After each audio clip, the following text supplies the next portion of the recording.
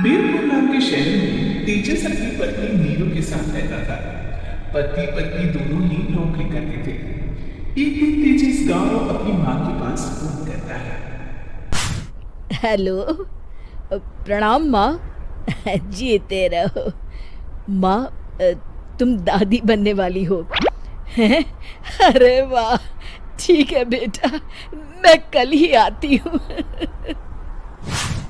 जब माँ जी शहर पहुंची तो बेटी ने बहुत अच्छे से स्वागत किया। लीजिए माँ जी, चाय। अरे गर्मा गर्म पकोड़े ले आओ माँ के लिए। नीरू रसोई में गई और 2 मिनट में ही पकोड़े ले आई। जी ये लीजिए। बहू जादू से बनाए हैं क्या? अभी तो रसोई में गई थी। यमी। माँ जी, शीला रसोई में पकोड़े तल रही है, मैं बस लेकर आई। हे भगवान, मेरा धर्म भ्रष्ट कर दिया तूने। अब तो गंगा जल से शुद्धिकरण करना होगा। दूसरे दिन माँ जी, मैंने नाश्ता बना दिया है, ऑफिस जा रही हूँ। पर अभी तो घर का सारा काम पड़ा है। शीला आती ही होगी, झाड़ू पोछा बर्तन कपड़े वो सब कर लेगी। हमारे जमाने में घर का सारा काम हम ही करते थे। जी माँ जी, आप बहुत होशियार हैं, मैं घर ऑफिस दोनों नहीं संभाल पाती। तो जरूरत क्या है घर से बाहर जाकर चाकरी करने की?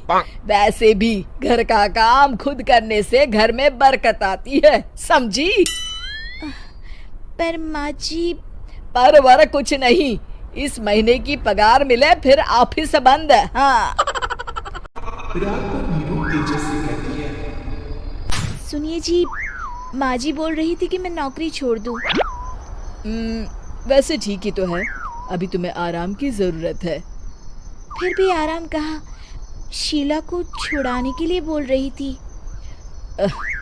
तो अब 24 घंटे में इतना काम तो कर ही सकती हो। पर जॉब पसंद है मुझे, घर पर मन नहीं लगेगा। अगले दिन जब दोनों ऑफिस के लिए निकल रहे थे, मेरी तो कोई कीमत ही नहीं है इस घर में। माँ जी, आजकल महंगाई बहुत है, रहन सहन भी बदल गया है। दोनों नौकरी करते हैं तभी ठीक रहता है। अच्छा, तू कहना क्या चाहती है? मेरा बेटा तुझे बिठा के खिला नहीं सकता? तू ही इस घर का खर्च चला रही है, हैं? नहीं माँ जी, मेरा वो मतलब नहीं था। मतलब खूब समझती हूँ, ये बाल धूप में सफेद नहीं किए मैंने। हाँ। अब तो ये रोज का काम हो गया था। तेजस भी रोज की चिकचिक से परेशान हो गया था। एक दिन उसने कहा, नीरू, वैसे भी तुम्हें मैटरनिटी लीव मिलने वाली है, तो अभी से ही छुट्टी ले लो। पर क्या, मेरी सैलरी अच्छी खासी है। आखिर नीरू ने रिजाइन कर दिया। जब बच्चा हुआ तो घर में सब बहुत खुश हुए। कुछ दिनों बाद तेजस फाइल देख रहा था। क्या हुआ तेजस, कुछ परेशान लग रहे हो? अब हाँ, वो हमारी जितनी सेविंग्स थी वो तो हॉस्पिटल में और छठी के फंक्शन में खत्म हो गई है नीरू।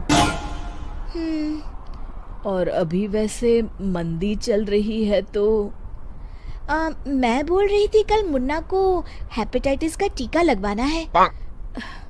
नीरू, क्या पोस्टपोन नहीं कर सकते? नहीं जी, बिल्कुल नहीं। अब तेजस को समझ में आ रहा था कि उससे गलती हुई है।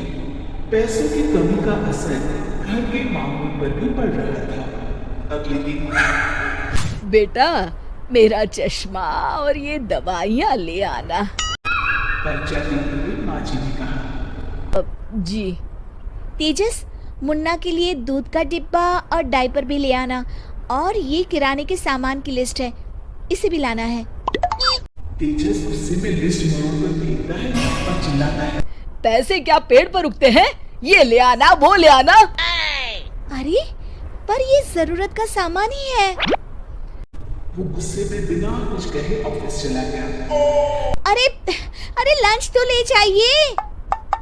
नीरू दौड़ कर डिब्बा पकड़ाती है।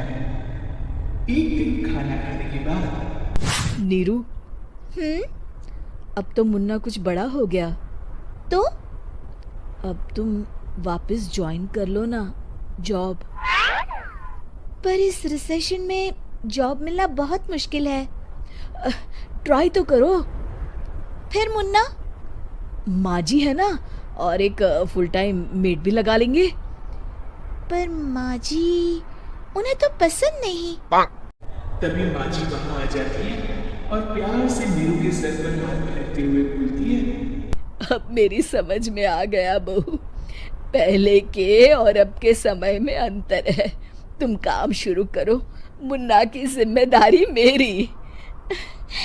मेरी प्यारी माँ जी। ये कहकर नीरू उनके गले लग गई। शिक्षा, परिवर्तन संसार का नियम है, हमें भी समय के साथ चलना